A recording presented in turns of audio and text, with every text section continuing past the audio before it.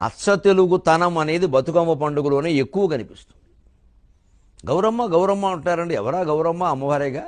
మొదటి రోజు ఎంగిలి పూల బతుకమ్మ, ఇలా రెండో రోజు అటుకుల బతుకమ్మ, మూడో రోజు ముద్దపప్పు బతుకమ్మ, నాలుగో రోజు నానబియ్యం బతుకమ్మ, ఐదో రోజు అట్లు దోశలు అనమాట అట్ల బతుకమ్మ, ఆరో రోజు అలిగిన బతుకమ్మ. విశేషం, ఆ రోజు అలుగుతుంది ఆవిడ, ఆడపడుచు అలిగినట్టు ఆ అలక తీరుస్తారు.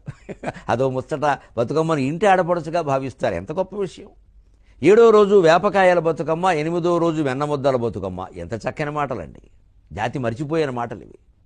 తొమ్మిదో రోజు సద్దుల బతుకమ్మ. సద్దులు ఉంటారు కదా, అది సద్ది. ఆ రోజు అమ్మవారిని నీళ్ళలో సాగనంపుతూ సద్ది ఆహారం కూడా పెడతారు. బతుకమ్మ పండుగ ప్రజల్లోంచి పుట్టింది, జానపదుల్లోంచి పుట్టింది, పల్లెటూరి ప్రజల్లోంచి పుట్టింది, నిమ్మన వర్గాల్లోంచి పుట్టింది, పేదవాళ్లలోంచి పుట్టింది, బహుజనుల్లోంచి పుట్టింది. చాలా కష్టాలు పడుతున్న వాళ్ళు, ఇబ్బందులు పడుతున్న వాళ్ళు ఆ పాట రూపంలో తమ కష్టాలు చెప్పుకున్నారు అమ్మవారితో. మేము ఇలా ఉన్నామమ్మా, అలా ఉన్నాము.